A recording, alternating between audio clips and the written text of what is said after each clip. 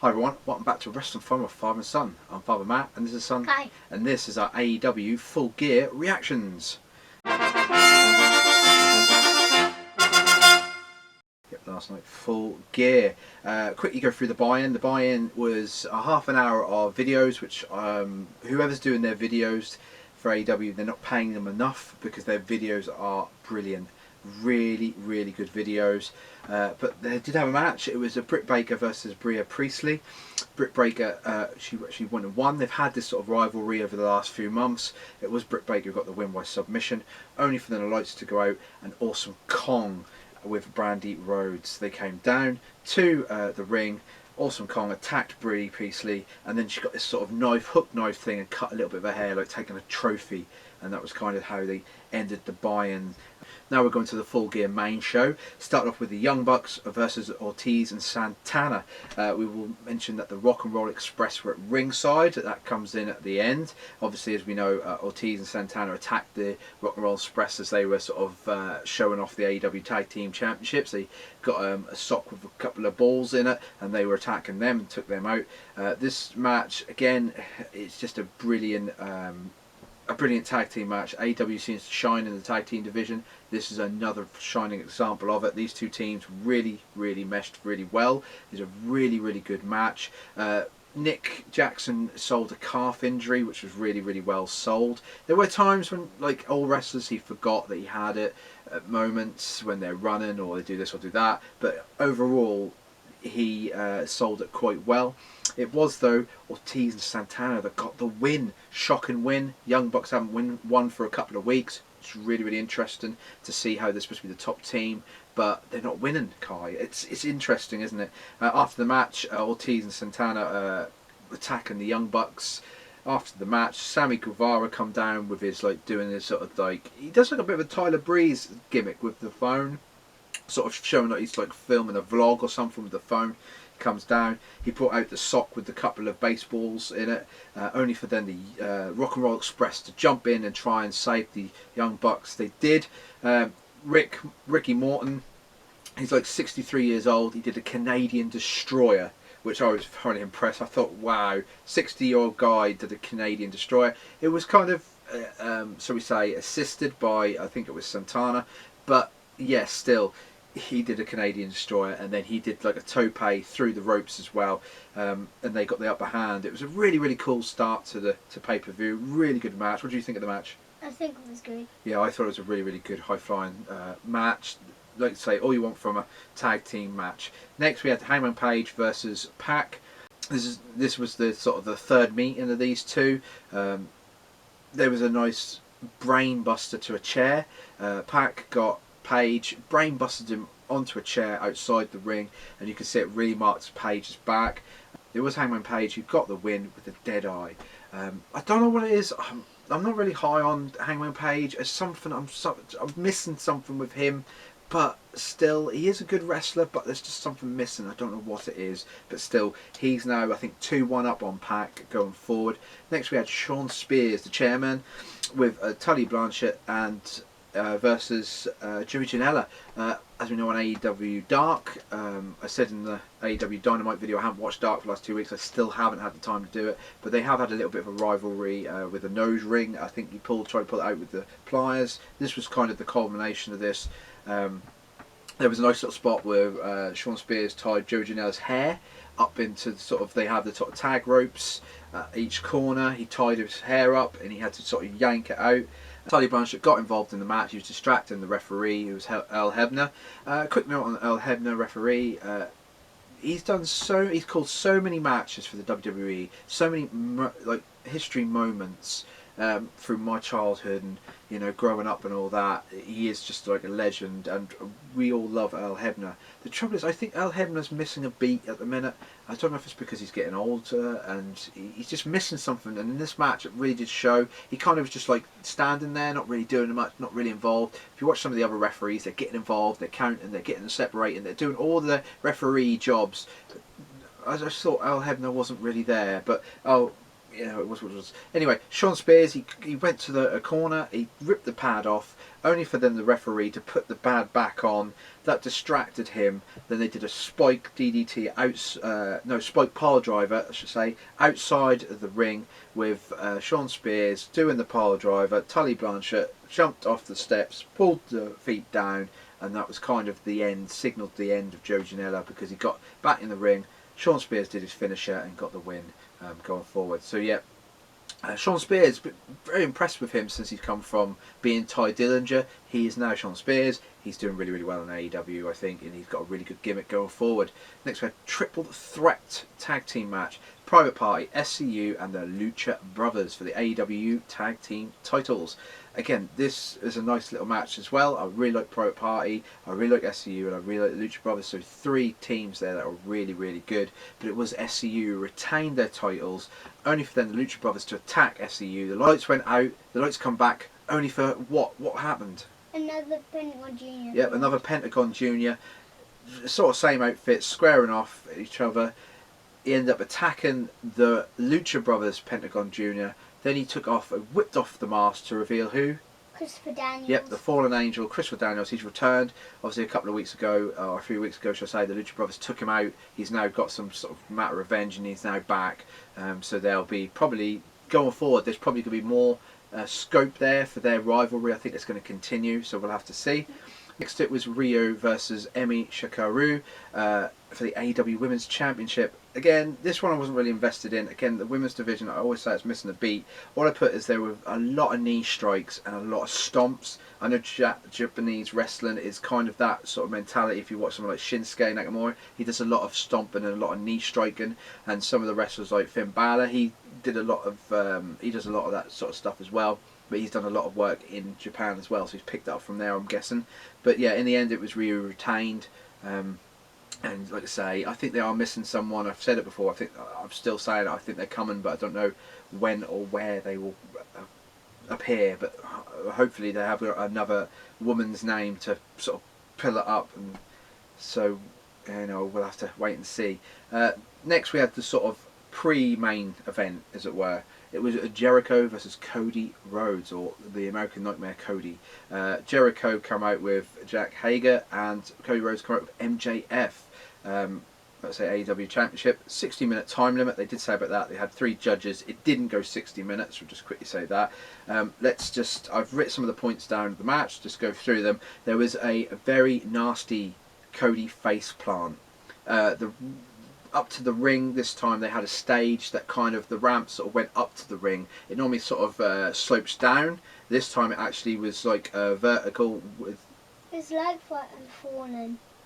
Yeah, like that. It was kind of sort of vertical height to the ring. So as he went off the ropes, bounced over the ropes, ended up face planting, and he completely and utterly busted himself open. Now I'm thinking that was a genuine face bust open. It looked like instead of like let's say if he meant to do it, they normally would see it was like a sort of a cut. This time it looked like a sort of a gash, like a split, and his face was really puffing up, and he also had a black eye. So I'm thinking they maybe weren't meant to do this early. Maybe they were supposed to get a bit of blood, but I think not this early in the match. But that didn't seem to affect him. He sort of shook it off, and they still continued. Next, Jake Hager, he was interfering. He interfered a few times in this match, only for then the referee to eject him from the building, get out. She was getting him out of this sort of out of the arena, only for then Jericho to grab the title, smash Cody Rhodes over the head with the title. There was a Crossroads kick out. There was a Code Breaker kick out. There was a weight belt, because Jericho and sort of Cody's signature is a weight belt. He sort of wears a weight belt, doesn't he, Kai? Jericho had one as well. He took off his. He was whipping Cody with the belt. He had some nice welts on his back. But the ending was basically the Walls of Jericho submission. He was in it for quite a long while. Only for what happened, Kai? MJF thrown in the towel. That's it. He threw the towel in, effectively stopping the match, meaning that Cody cannot continue. He gives up. He ended the match. Jericho retains. Cody cannot face Jericho or anyone for that title anymore. He's sort of out of the running for the title. So yeah, the Inner Circle is still reigning supreme. After the match, MJF is trying to apologise to Cody Rhodes by saying, "I'm sorry, I had to do what was right." It looked like Cody Rhodes was about to sort of accept the apology because he is his friend, and that only for what to happen. MJF betrayed him. That's it. Yes, he did. People have been calling this for a few weeks. They said MJF would turn his back on Cody. He did. He low-blowed Cody Rhodes, walked out of the arena with a smirk and a smile, effectively turning super heel, and now he's going to be probably the most heelish person in the company. I really genuinely think he's going to be the most hated guy in the company now. He is really good at being a heel. I didn't like this sort of in-between sort of stages where he's a heel one minute and he's Cody's friend the other. They've done away with that now. That's the right thing to do. He's now gone full on heel, and so we'll see what happens now. Obviously, Cody versus MJF in a final, like a future date, which will be interesting. And then we get to what really would have been the main event, only for the fact it was a lights out match. The lights went out, and they said AEW does not have any responsibility for this match. Now, before we go into this match, yes, AEW is more of the mature level, maybe 15 and over. This match definitely is not for a PG era. That being said, me and Kai did watch it. I would think that Kai's not going to go out and get some barbed wire and start attacking people. I don't think he's as stupid as that, are you, Kai? No, I don't think you are. I think, you know, I've seen a lot of these hardcore matches. I think Kai's seen some of this. You know, they use tables, they use all this stuff. They use chairs, tables and that in regular matches. They just turned it up a little bit. Did they go too far? There's one bit of it that I thought maybe they're pushing the boundaries, but we'll get into that when we get to it. But yeah, I like to think that I'm educating Kai in the fact that he's not going to do anything stupid like jump off structures into barbed wire structures, you know, or hit each other with chairs or stuff like that. I'd like to think that I'm educating him that these things actually hurt Kai, don't they? You can see it's blood, it's real, it looks like it hurts, doesn't it? You know, I don't think you'd be stupid enough to do that, would you? Not really, no. Anyway, lights out, unsanctioned match. I put some like little points down. We'll sort of try and sort of go through them. Barbed wire bat, yes. For the last few weeks, they've been hinting at a barbed wire bat and a barbed wire mop. They came into play. A barbed wire bat was used effectively on Omega's back. He actually got sort of a little bit, not gashed open. Not much blood. No, there wasn't too much blood, to be honest, in this match, to be fair. I've seen it worse than this in a normal match. So, you know, interesting, really. Moxley did have much blood. Yeah, he did. Well, he did and he didn't he? Yeah, he got a barbed wire bat. He put it onto Omega's back a couple of times. Got a few pinpricks of blood there on the back. Omega got the mop. Here, Moxley went to sort of go through the ropes, the middle ropes. Omega smashed him in the head with the broom, and he effectively caught him in the back of the head, and he busted open that way. So their barbed wire is real. That's just to say that it's real. They actually use real barbed wire. They got some chains. There was some moves on some chains. This is the bit where I thought they'd gone a bit too far, or they were skating on the line of going too far. Omega got Moxley wrapped up in the chain around his neck, and he threw him over, effectively sort of hanging him. Now, when they have done this spot before, I've seen it done worse at I think it was WrestleMania with the Big Boss Man and Undertaker. They actually hung him from the Hell in a Cell, so this was done worse than what this is. You can see that Moxley gets his hands in the chain, so he's not effectively choking himself. They're kind of helping each other. There was some glass that they tried to say was from the table that Moxley paradigm shift Omega through a few weeks ago. And we thought it was thumbtacks. Yeah, I did think it was going to be thumbtacks in the beginning, but it wasn't. It was glass. They put that on the mat. They sort of slammed him, put a move on Moxley onto the glass, dragged him through it as well, which was quite a little bit brutal. He tried to feed him some glass, which I don't really think he did. There was a screwdriver slash... And he also shredded up the glass. Yep, he did. Yep, and he threw him onto that. There was like they were questioning it on the commentary, a screwdriver slash ice pick thing, which Omega tried to drag across Moxley's face, but he didn't really do any damage, to be honest, because there was no blood, so I don't think he really did anything there. Only for then Omega to call the Young Bucks up out with Page and say, I want it here, I want it here. He pulled out this sort of barbed wire structure. It looked like a sort of barbed wire sort of, I don't know what you call it, like a sort of trampoline type thing. I don't know what it was. Anyway, they both went through it. Was that too far? I don't really know. If it was blood and gore, then yeah, I would say it. But they just landed in it, to be honest. And to be honest, it didn't really do much damage. It was more for effect. I think more of these things are more visually impacting than they are actually when they actually do the moves. They went through a Full Gear sign. There was like a sign, like a sort of box with the Full Gear sign. They went through that, and Moxley then dragged Omega back to the ring, only for him to expose the wooden slats under the ring, and then effectively Moxley, who got the win because he paradigm shifted Omega onto the wooden slats by really pulling him up and then really slamming him down. He got the win that way, and that was kind of it. That was the end. So yeah, did they go too far? I don't think they did. I think I've seen worse hardcore matches. I've seen people with a complete red face. They didn't do that in this. More visually impacting than anything else. I still justify it, letting Kai watch it, because I don't think it was that bad, to be fair. I don't think these matches are so rare. I think they, that being said, they have done 3 of these matches now within the last few months, me saying that. But yeah, I think this one was okay.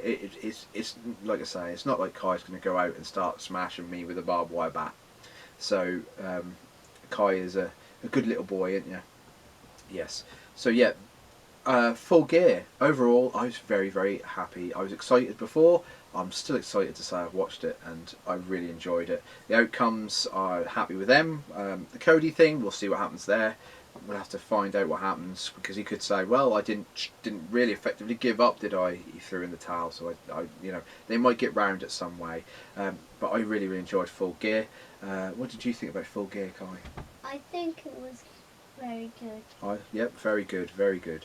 So yeah, if you like the video, then please like, comment and subscribe. If you like Full Gear, then give us a like on the video, and we'll see you in the next video, which will be the Rawsome review, which will be out Wednesday. So yeah, I think we'll leave it there, won't we, Kai? Very happy, very excited as well to see where AEW is going in the future. Last pay-per-view of the year, Kai, so we've got to wait now until the new year for the next one. But yeah, anyway, I'll say goodbye, and say goodbye, Kai. Goodbye. Goodbye.